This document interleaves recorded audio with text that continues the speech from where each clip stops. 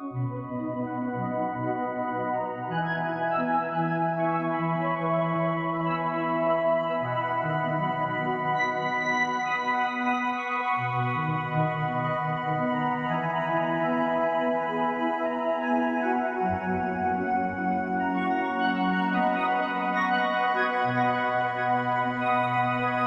milostiv samaritian, nu tu ai fost gol, nu tu sărman, ca noi cu un dar să-ți fi ajutat, ci noi am fost și tu ne-ai dat.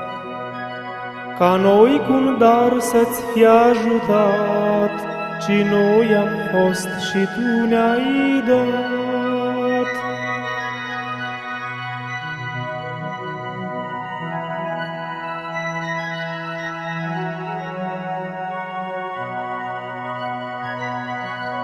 Nu tu ai fost bolnav și închis în al durerilor abis, ca noi să-ți dăm vreun dar bogat, ci noi am fost și tu ne-ai dat.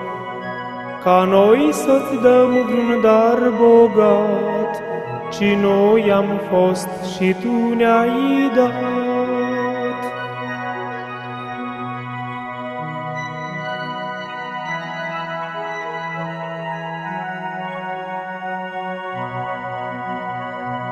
Nu tu ai fost străin flămând și însetat și tremurând, ca noi să-ți dăm veșmânt curat, ci noi am fost și tu ne-ai dat.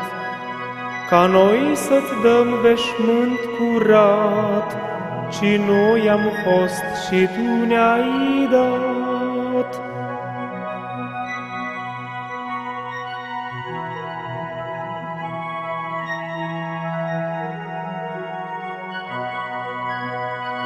Nu tu erai, nu tu, Iisus, căzut adânc și-n chin nespus, ca noi să te săltăm de jos, ci noi eram și tu ne-ai scos.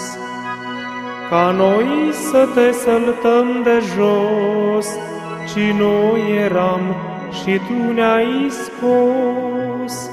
Ca noi să te săltăm de jos, ci noi eram și tu ne-ai scos.